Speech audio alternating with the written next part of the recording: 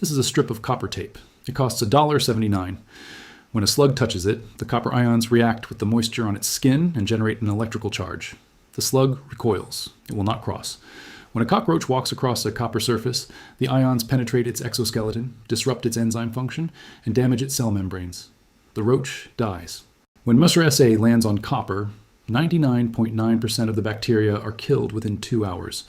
The EPA registered copper as the first solid antimicrobial material in history. In 2008, nobody told you. Between 2600 and 2200 BC, a physician writes a medical text on papyrus. It is now called the Smith Papyrus. It is one of the oldest medical documents on Earth. In it, he recommends copper to sterilize chest wounds and purify drinking water. He does not know what bacteria are. Microscopes will not exist for another 4,000 years. But he knows what works. The Greeks learn it from the Egyptians. Hippocrates, around 400 BC, prescribes copper compounds for leg ulcers. The Romans adopt it for general hygiene, water systems, and wound care. The Aztecs discover it independently. So do Mongolian nomads traveling across Central Asia. 5 separate civilizations on 5 separate landmasses, across 3,000 years, arrive at the same conclusion. Copper kills what it touches. In the 19th century, a cholera epidemic sweeps through Paris. 1832. Thousands die. But doctors notice something. Copper workers, the men who handle copper ore, smelt copper, shape copper into sheets and wire, are immune, not resistant. Immune. The observation is published. Copper enters European medicine formally. It is prescribed for eczema, impetigo, tubercular infections, syphilis, anemia, and a list of ailments that fills pages in medical archives. In 1885, in the vineyards of Bordeaux, France, a botanist named Pierre-Marie Alexis Millardet notices that grapevines along a road near the Château du Cru Beaucaillou are healthy, while surrounding vines are dying from downy mildew. He investigates. The vineyard owner had sprayed a mixture of copper, sulfate, and lime along the roadside vines to discourage people from stealing grapes. The copper killed the fungus. Millardet publishes the finding. It becomes known as Bordeaux mixture. It is the first commercially effective fungicide in history. It saves the French wine industry. It is still used today. For over 4,600 years, copper was medicine, it was infrastructure, it was hygiene, it was pest control. Then, in 1932, antibiotics arrived, and the chemical industry decided copper was unnecessary. Not because copper stopped working, it never stopped working. Because antibiotics could be manufactured, patented, branded, and sold on a recurring prescription. Copper is an element. It exists in the ground. You cannot patent copper. You cannot charge a subscription for copper. You cannot build a recurring revenue model on a metal that does not break down, does not expire, and does not need replacing. So one got a marketing department, the other got a drawer, the archive opens in the pest control industry. The structural pest control industry in the United States generated $12.654 billion in service revenue in 2024. The broader pest control market, including consumer products, is valued at $29.7 billion in 2026, projected to reach $42.79 billion by 2032. Orkin, a subsidiary of Rollins Incorporated, reported $1.4 billion in revenue. Terminix reported $2 billion. The business model is straightforward. A technician visits your home, sprays a chemical. The chemical is effective for 60 to 90 days. It breaks down. The insects return. The technician returns. You pay again, 4 visits per year. $500 to $1,000 annually for a basic residential contract. True Green offers a premium 6-step program, up to $1,700 per year. The active ingredients degrade, the pests adapt, the schedule repeats, the invoice repeats. The business model does not sell you a solution, it sells you a subscription. A subscription that depends on one condition, that the problem comes back, copper does not come back, because copper does not leave. Here is what happens at the molecular level when a bacterium lands on a metallic copper surface. The science was published in Applied and Environmental Microbiology. The researchers at the University of Bern, the University of Nebraska, and the University of Arizona documented it step by step. Step 1, copper ions dissolve from the surface. Even dry copper releases ions. The ions make direct contact with the active bacterial outer membrane.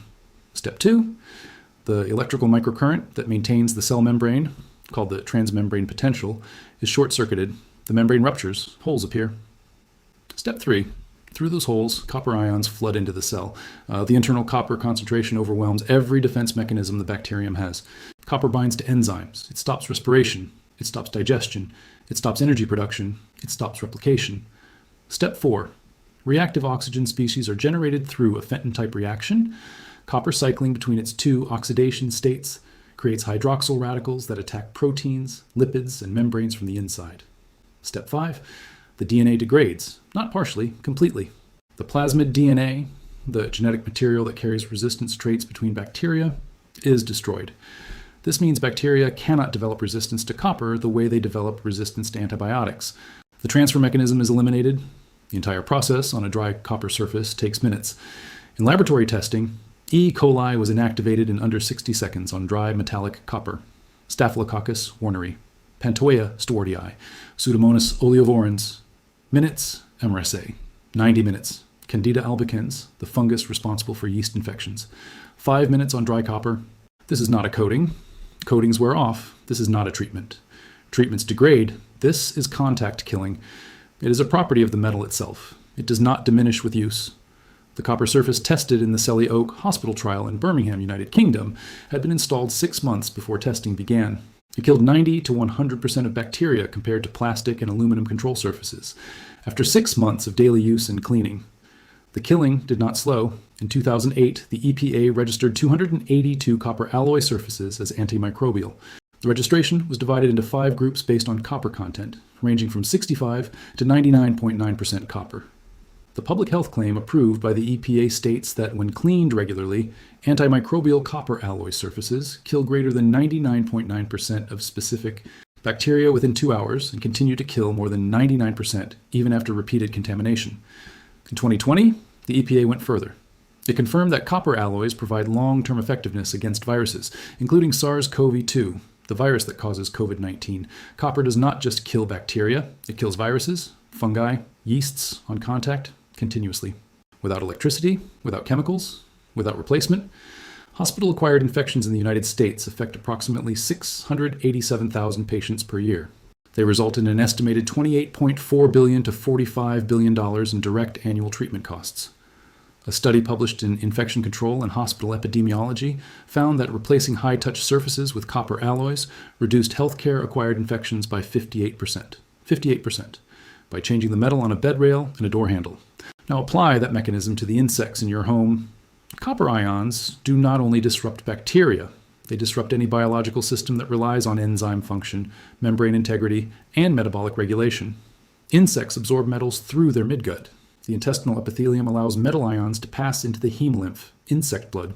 At toxic concentrations, copper disrupts respiratory enzymes, damages cellular structures, generates reactive oxygen species, and interferes with molting, growth, and reproduction. A 2021 study published in Insects confirmed that copper nanoparticles demonstrated significant insecticidal effects against mosquito larvae, causing morphological damage, histological disruption, and mortality. Slugs and snails are particularly vulnerable. Their bodies are coated in mucus, a moisture layer that accelerates the release of copper ions on contact. The ions generate an electrochemical reaction that feels, to the slug, like an electric shock. Copper tape with a copper content above 65% and a width of at least 4 centimeters creates an impassable barrier. The slug will not cross it. Copper mesh cannot be chewed through by rodents. Mice and rats cannot gnaw copper the way they gnaw steel wool, plastic, or expanding foam. A $3 roll of copper mesh stuffed into a foundation crack, a pipe entry, or a utility gap creates a permanent physical barrier. It does not corrode in a way that weakens its structure. It does not degrade over years of exposure to moisture, heat, or cold.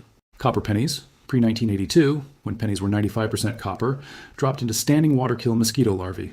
The copper ions leach into the water at concentrations toxic to larvae but negligible to humans, pets, and plants. A few pennies in a bird bath, a rain barrel, or a drainage tray eliminate mosquito breeding without a single drop of chemical larvicide. The pest control industry knows this. Every professional exterminator knows that copper mesh is the gold standard for exclusion work, sealing the gaps and cracks that allow rodents and insects to enter a structure. They use it on the job. Then they hand you a contract for quarterly chemical treatments. They seal the entry point with copper. Then they spray the interior with a chemical that expires in 60 days. One material solves the problem permanently. The other generates the next invoice. Here's what you do. Walk around the exterior of your home. Every pipe that enters your foundation has a gap around it. Every dryer vent, every electrical conduit, every cable line, find them. A roll of copper mesh, 20 feet for under $7, is enough to seal every gap in an average home. Stuff the mesh tightly into each opening. Pack it firm. Mice need a gap the size of a dime. Rats need the size of a quarter. Copper mesh compressed into these gaps cannot be pushed through, pulled out, or chewed apart.